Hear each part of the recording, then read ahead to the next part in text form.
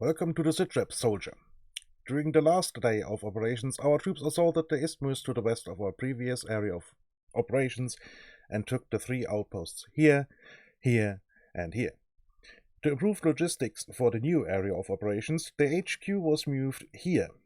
Later that day, assaults on the outpost guarding the Zaros Bay here, the factory near Zaros here, and the radio tower here were carried out and the locations taken. The cities Zaros and Therias now provide resources and manpower to our cause. To carry out the first attack of the day, our troops landed by boat a little north of the target and moved in on foot.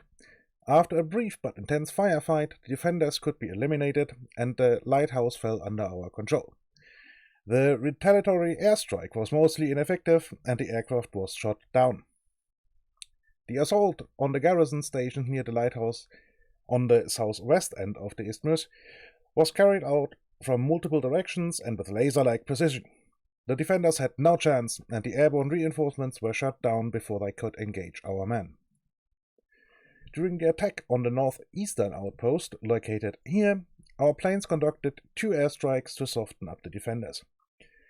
After that, our troops engaged from the north and south, while HMG fire from the southwest pinned down the enemy. The outpost was taken quickly and with minimal casualties on our side. During the attack on the outpost guarding the Zaros Bay, our air force could show off their newest acquisition.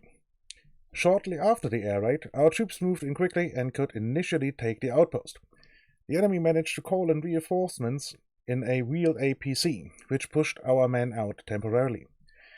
After regrouping, our men could disable the APC, but when we tried to take it, the cowardly enemy chose to self-destruct rather than having it fall in our hands. During the attack on the factory near Zaros, our troops came under heavy artillery fire. Thanks to our intel, we knew in advance where the strikes were expected to land and could disperse. Because of that, only some teeth were rattled and no one was turned into pink mist. During the attack on the radio tower, our flower boys were allowed to play with their newest toys again.